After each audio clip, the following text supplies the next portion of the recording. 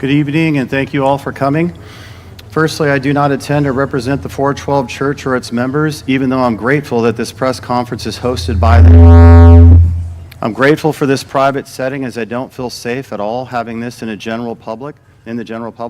Secondly, I personally speak as Dr. Joseph Komrosky or Dr. K, not in the capacity as a board president and not on behalf of the entire TVUSD Board of Education. The main purpose of my statement here is to say, number one, I've heard the voice of the parents. Number two, I'll always strive to protect the children in this TVUSD school district, as we want a safe learning environment for all students. Regarding our forward-thinking, collaborative approach to curriculum of any kind, we have a lot to fix at the local school board level after state leaders kept schools closed longer than any other state in the nation. Our kids lost more than academics. They lost trust in the public school system that was supposed to protect them. We are thrilled to see these leaders finally take some responsibility for their mistakes during the pandemic, choosing a content-rich and robust curriculum that emphasizes unbiased historical knowledge remains one of the highest priorities of the TVUSD board. In a competitive era of growth within the private charter and homeschool communities, we're obligated to explore superior materials in a post-pandemic era of learning loss for our students.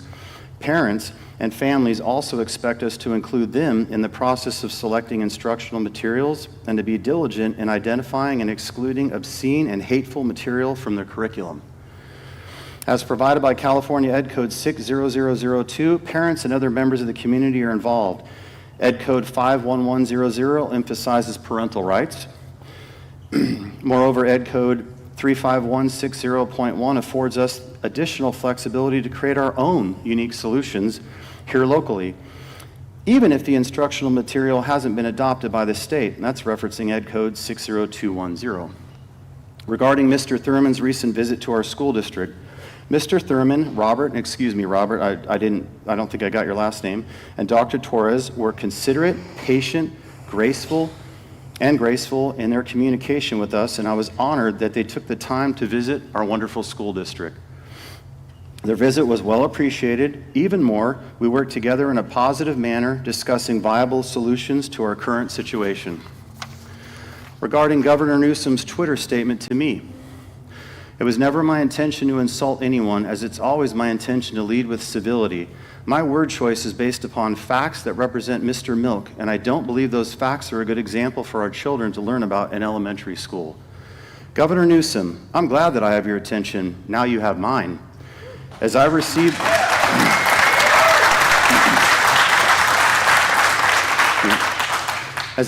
my first death threat after your tweet and relentless attacks on my job as a well-standing tenured professor.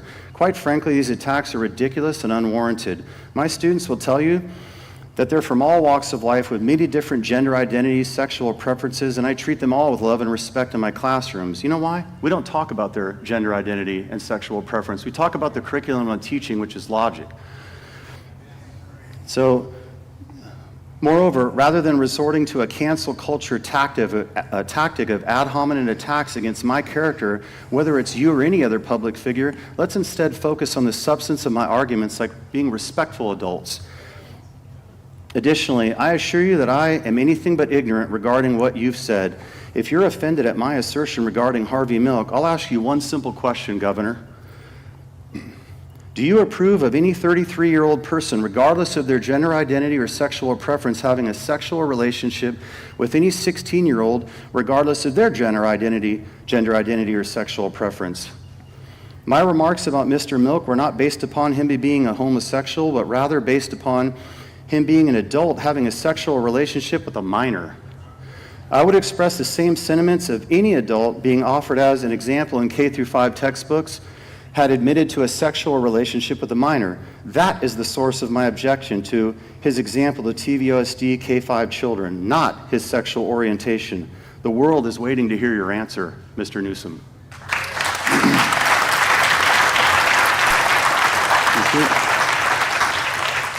While we wait to hear your answer, I'll let you know that in this district, God willing, as long as I'm a school board trustee, I will resist any attempts from Any and all sexual predators from any kind to harm our innocent children, you should have learned more about the exploitation of young children during the Me Too movement to help you avoid celebrating pederasts and those who would steal our children's virtue. Or maybe your actions speak for themselves when your signature on a bill that reduces penalties for a 20-year-old men to have non-consensual sex with 14-year-old boys.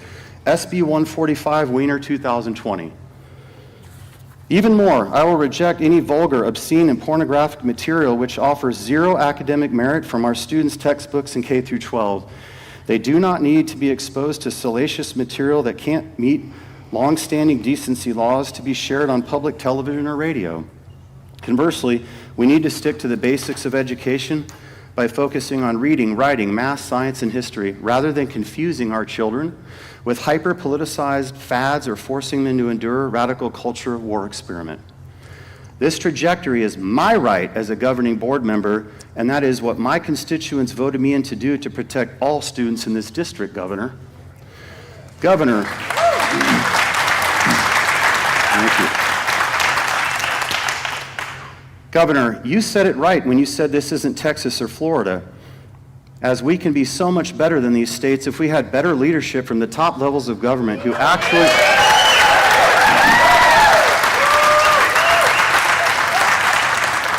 actually believe in the vital significance of public schools to send their own children to those schools. And imagine a world in which millions of families weren't fleeing this state to find better educational prosperity in other states, but where millions of families were coming to this state because we had the best educational standards. You, Governor, can use your power and influence to help us achieve that end.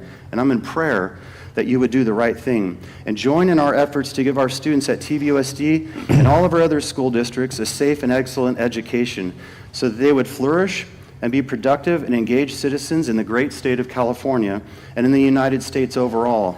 And to all of you parents across this country, stand up and protect your kids. They need you to be brave for them, as you are the last line of their defense.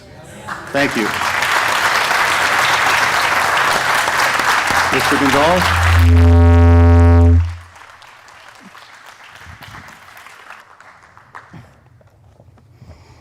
Hi, everybody. Thank you for being here. I'd like to start out and echo the same sentiment. I am here as an individual. I am not representing the Temecula Valley Unified School District or the governing board as a whole. My statements are my own personal statements in response to some of the inflammatory and derogatory things that are going on social media and around our city and the state locally. I would like to first start by addressing the letter from Gavin Newsom, Attorney General Rob Banta, and State Superintendent Tony Thurman. The letter, dated June 1st, 2023, entitled Education Rights and Requests to Remove Instructional Material.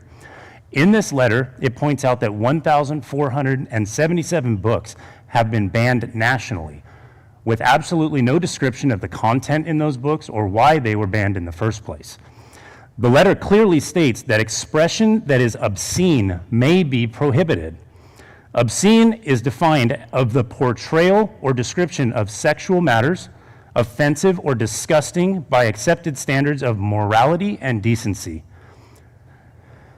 During public comments at the May 16th, 2023 meeting, a parent brought before the school board her uncomfortable but strong concern about her child being given a reading assignment for a play offered by her teacher from a high school library entitled Angels in America.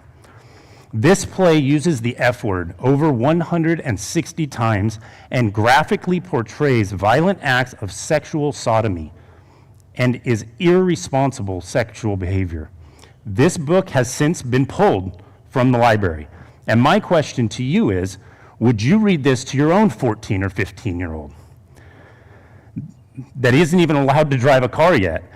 Are you trying to suggest that this type of obscene, pornographic content is something we should apply First Amendment rights to? Don't we have obscenity laws against distributing pornographic material to children? It is my viewpoint that this shouldn't be allowed in any public school, even in California, due to its obscene content. Our district was also piloting a new history and social studies curriculum this past year. Widespread misinformation is being published and shared by news outlets and our own teachers union, that I want to address directly.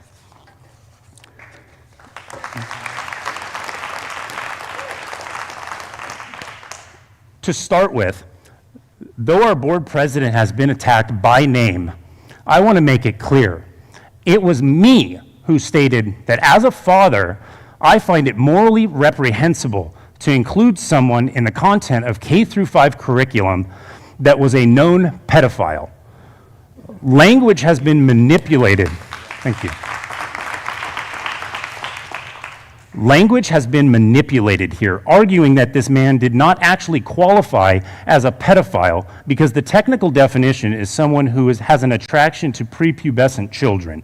Pederast, I believe, is the correct term for what he is.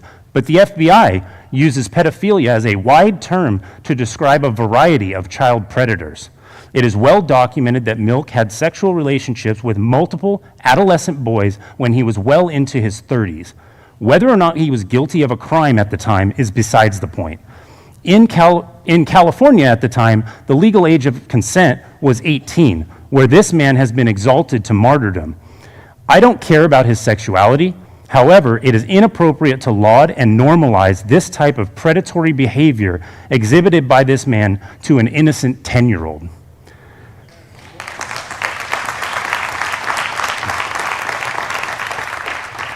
There are plenty of historical figures who made great strides for that community that are not associated with inappropriate sexual relationships with children. Discussing matters of sexuality with children 10 and under in a public school setting is inappropriate. As a parent, this is not a conversation I want started with my children by anyone else but me, and especially not before they even learn about the birds and the bees. Despite holding that belief as a father, this was not the reason that I ultimately decided not to adopt this curriculum. As an advocate for parental rights, I noticed several fatal flaws in the adoption process, and because of community concerns that were shared with me, I demanded a process that gave more opportunity for parents and the community to be involved in the selection of instructional materials.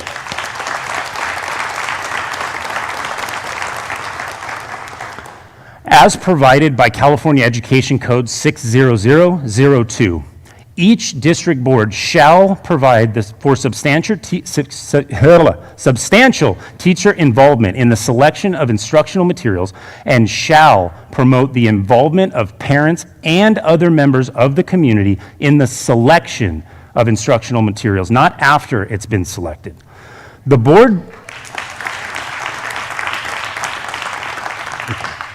board believes that this process of getting parent, teacher, and community involvement was not as robust from the beginning as it should have been. We will collaborate on multiple fronts to augment such input and find material rich in primary source documents and diverse historical content, providing equal educational opportunity for all, including our English language and special education students. Acknowledging that our families deserve educational excellence built on strong foundations of knowledge, we are committed to thinking outside the box while meeting all mandatory California framework and standards for the 23-24 academic year. I brought these concerns to the district administrative staff back in late February and made it clear that we may need to delay the approval until such time as we could correct the outreach problem. I suggested that we get permission to print the necessary materials as the books currently used are out of print. It is my understanding, and this was confirmed in the meeting we had with Mr. Thurman yesterday, that we absolutely can do that. The factually inaccurate charges that if we don't approve this specific curriculum right now, we will be in violation of the Williams Act, or that we will have no social studies curriculum to teach in the fall is patently false.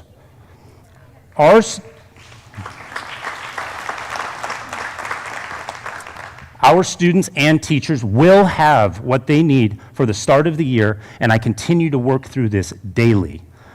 I want to end on a note regarding the inflammatory and divisive rhetoric being displayed from our own governor, news media, and locally here on social media. The accusations that my actions are in any way bigoted, homophobic, or any other nasty accusations against me are ridiculous. I am governing using my experience as a father and the input from the community to advocate for the rights of parents to make decisions in their kids' education. This is a paradigm shift from the path public education has been on for several years, and there will be growing pains. Coming out of a pandemic era, striving for academic excellence is my main goal. We need to be more thoughtful about when and how we introduce certain topics. Many families are being discriminated against and ignored when they are unable to opt out of content that goes against their family and cultural values as well as religious beliefs. These are not just Christians that I have heard from. We can be inclusive and have a welcoming environment for all students without alienating large subsets of our town. That is why I am here. That is the work that we will continue to do, and defaming our community with slanderous accusations is only hurting us as a city and further emphasizing the need for structural change in California. I encourage all of you to do better and to work collaboratively with us moving forward. Thank you all. I appreciate it.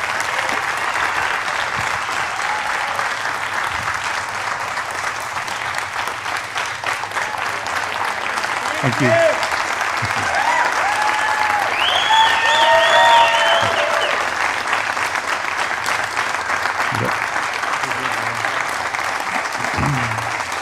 Thank you, guys.